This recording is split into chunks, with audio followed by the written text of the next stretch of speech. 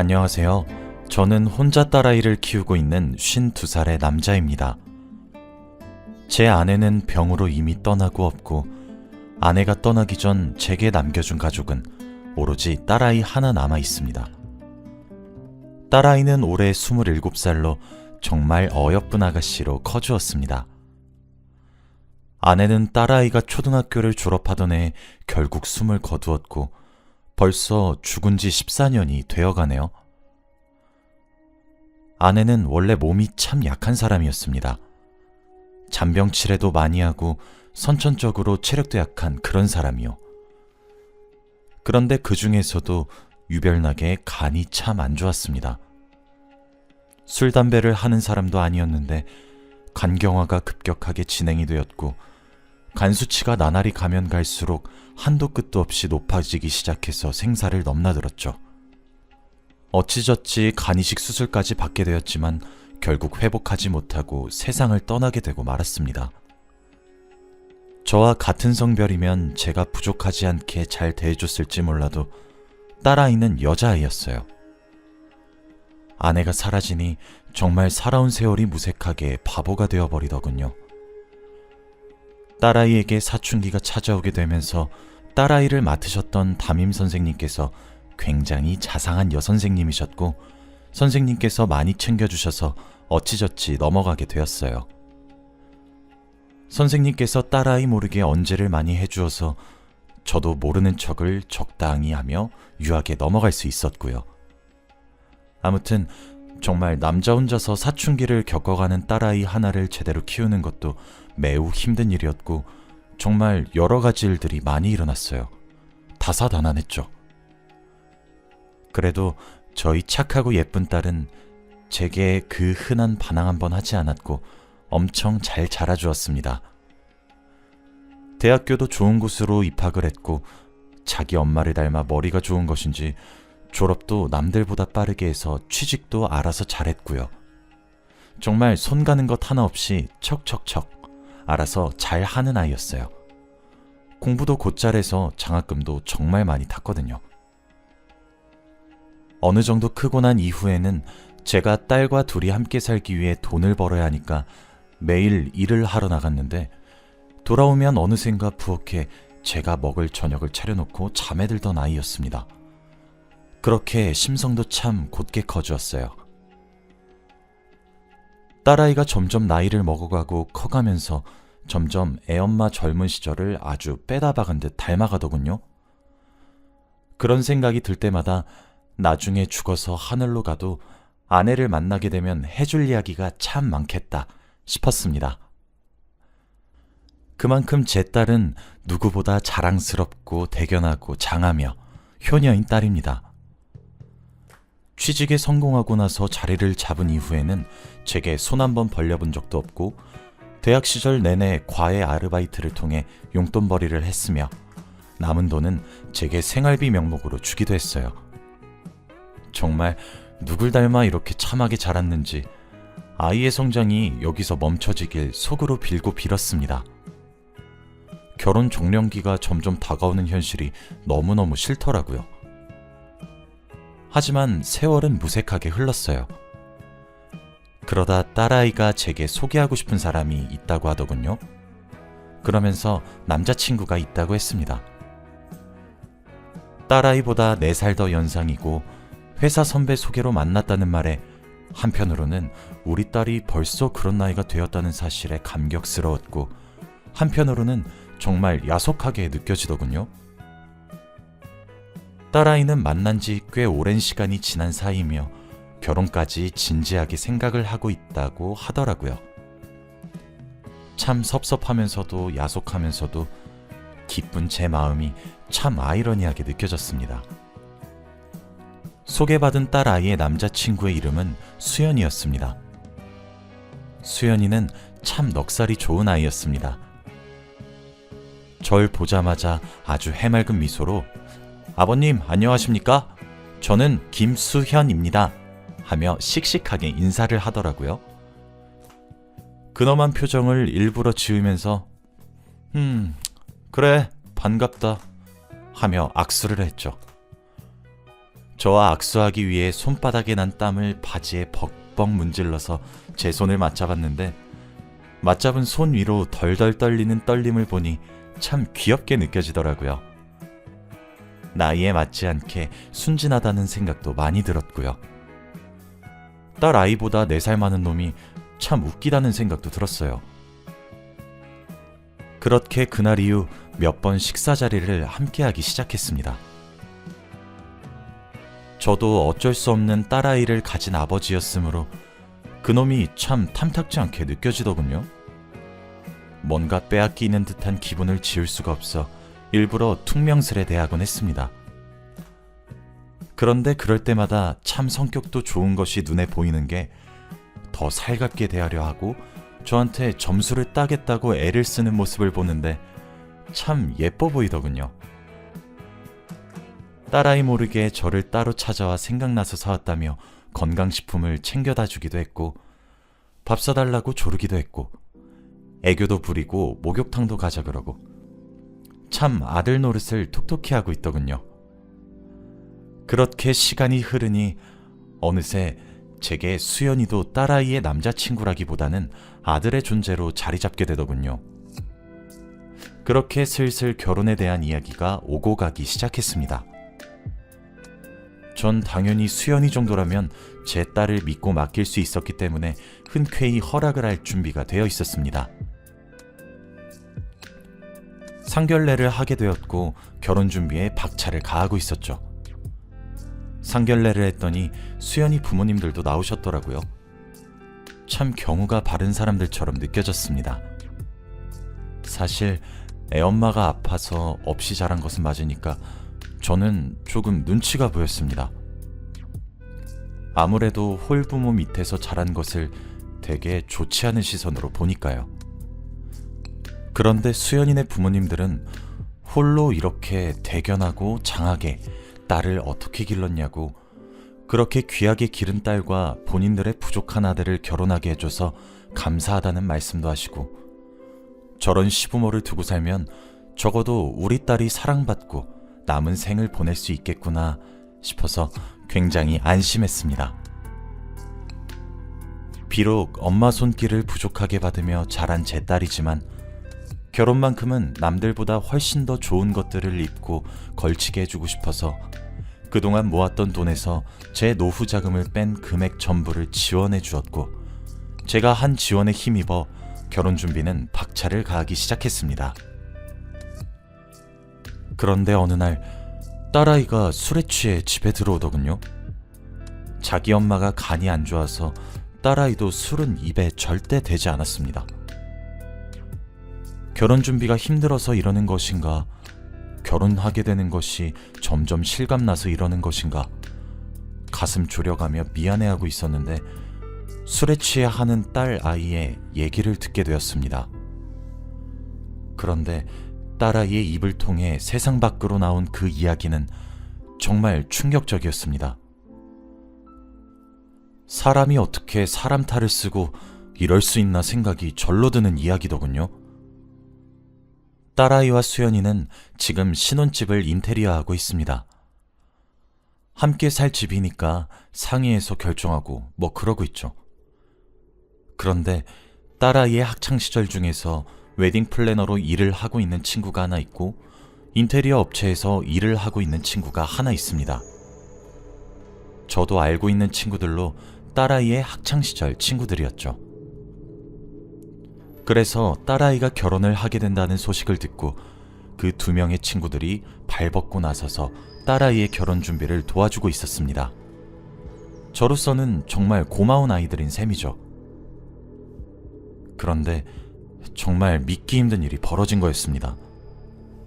수연이를 정말 아들처럼 생각했었는데 결혼을 준비하는 과정에서 딸아이의 친한 친구 2명 중 웨딩 플래너인 아이와는 결혼식 준비를 하다가 눈이 맞아서 바람을 폈고 남은 1명인 인테리어 업체에 종사하는 친구는 수연이의 아이를 임신했다고 하더군요. 울면서 횡설수설하는 딸아이의 얼굴을 보며 이야기를 듣자니 제대로 알아들을 수도 없는 말들 천지라 일단은 진정시켜 재우고 다음 날에 확실하게 들어야 되겠다고 다짐을 했습니다. 그 다음 날은 주말이었는데 딸아이가 울다 자서 퉁퉁 부은 눈으로 제게 할 말이 있다고 하더군요. 그렇게 자초지종을 듣게 되었습니다. 딸아이가 지금 회사에서 꽤나 중요한 프로젝트를 진행하고 있어서 결혼 준비 과정에서 조금 소홀했다고 하더군요. 그런데 남자친구인 수연이도 이해를 해주었고 결혼 진행을 도와주는 플래너가 딸아이의 친구이다 보니까 두 사람이 양해를 구해줘서 괜찮아서 믿고 맡겼다고 하더군요.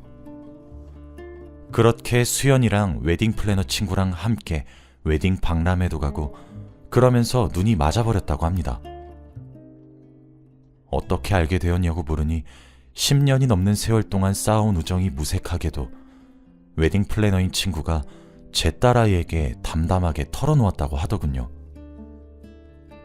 자기가 먼저 수연이를 꼬신 것이라며 딸아이가 바빠서 참석을 못하는 동안 둘이서 알콩달콩 지냈답니다. 본인은 수연이랑 결혼 생각 없으니 조금만 더 즐기고 다시 돌려줄 테니 이해해달라고 했답니다. 딸아이가 겨우겨우 쥐어짜내 언제부터 그런 사이가 된 것이냐는 질문에 친구가 대답한 시기는 결혼 준비 기간 중에서 정말 극초반기에 해당되는 시기였고 그것에 더 충격을 받았다고 합니다. 차마 마음이 약했던 딸아이는 아무런 행동도 취하지 못했고 그 자리를 박차고 나왔다고 하더라고요. 그래서 제게 말을 하려고 하다가도 잠깐 스쳐가는 바람일 수도 있겠다고 합리화를 하면서 신혼집 인테리어를 도와주는 친구를 찾아가서 엉엉 울면서 하소연을 했다고 합니다. 그런데 딸아이가 엉엉 울며 하소연한 이야기를 듣고 인테리어를 도와주는 친구가 오열을 했다고 해요. 처음에 딸아이는 자신의 이야기를 듣고 함께 슬퍼해주는구나 생각했고 같이 부둥켜 안고 엉엉 울었답니다. 한참을 그렇게 울다가 진정을 했는데 문득 인테리어를 하는 친구가 딸아이에게 무릎을 꿇고 미안하다고 사죄를 하기 시작했다고 합니다. 딸아이는 무슨 말이냐고 다그치다가 정말 설마 싶었대요. 그런데 친구가 파우치 안속에서 무엇을 하나 꺼내들었는데 그건 바로 임신 테스트기였고 초음파 사진과 함께 제 딸아이 앞에 내밀었다고 합니다. 벌써 임신 7주 차이고 수연이랑 상의해서 이미 아이를 낳기로 결정했다고 하면서요.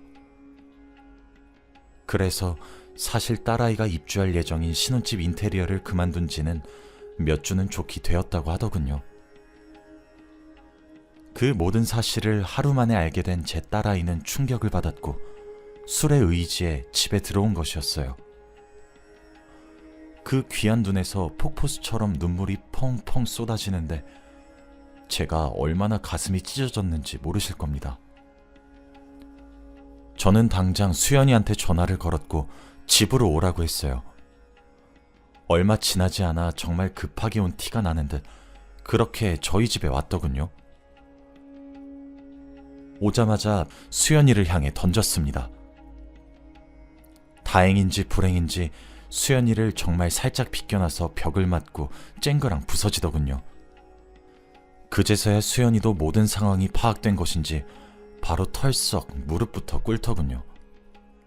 제가 네 입으로 제대로 설명해보라고 하니까 횡설수설하며 말하는 변명이 참 꼭 자기 자신 같더군요.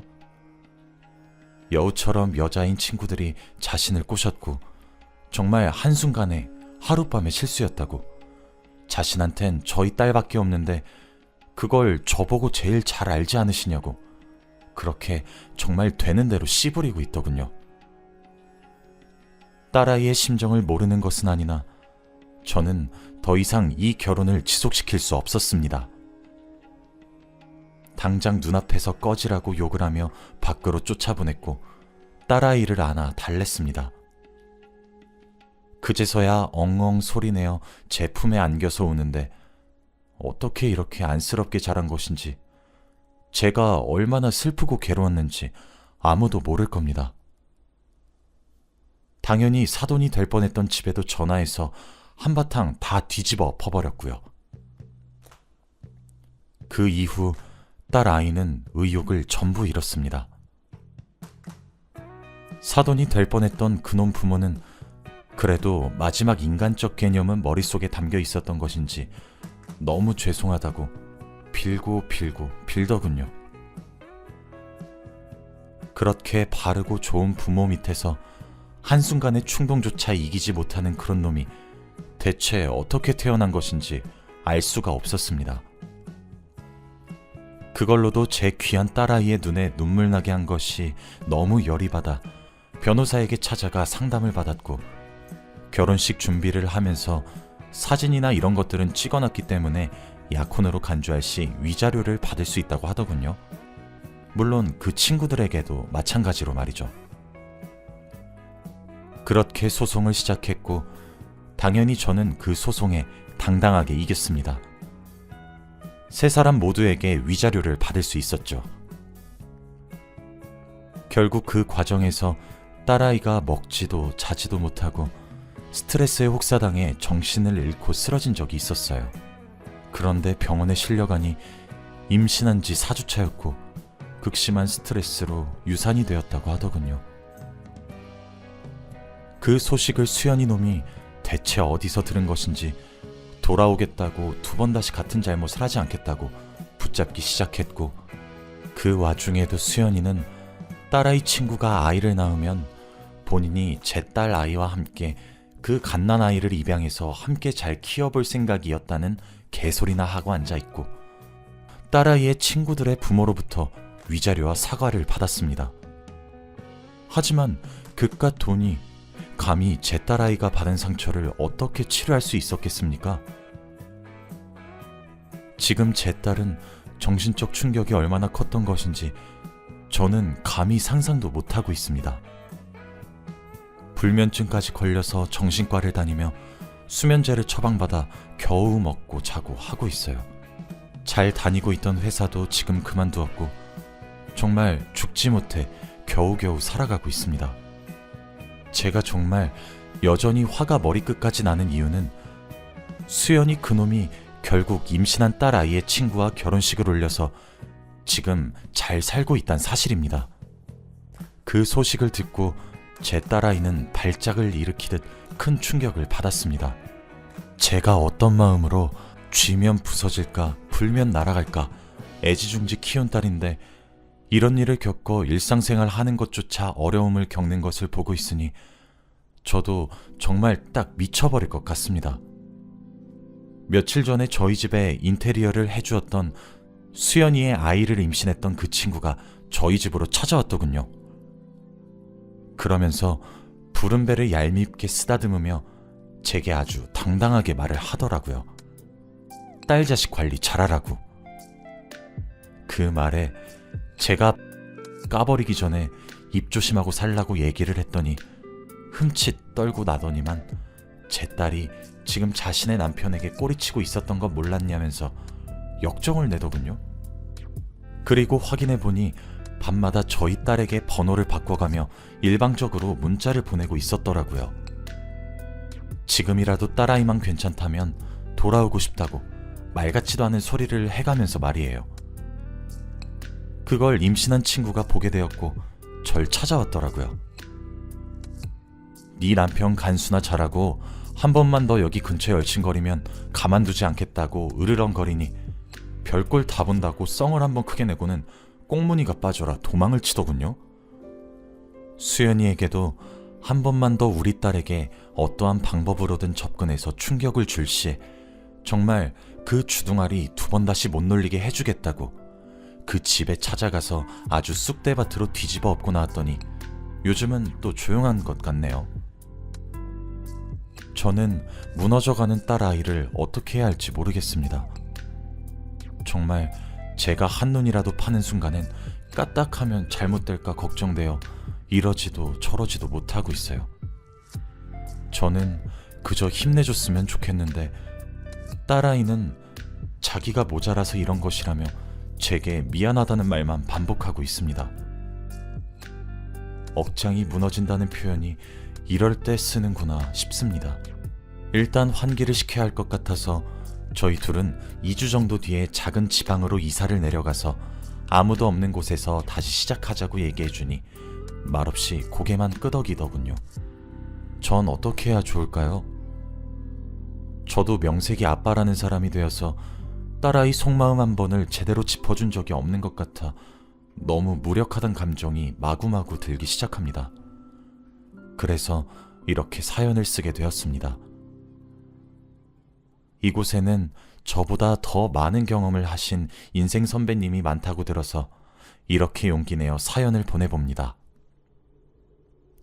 여기까지가 제 이야기이고 조언이든 충고든 달게 받을 테니 여러 가지 의견을 들려주셨으면 좋겠어요.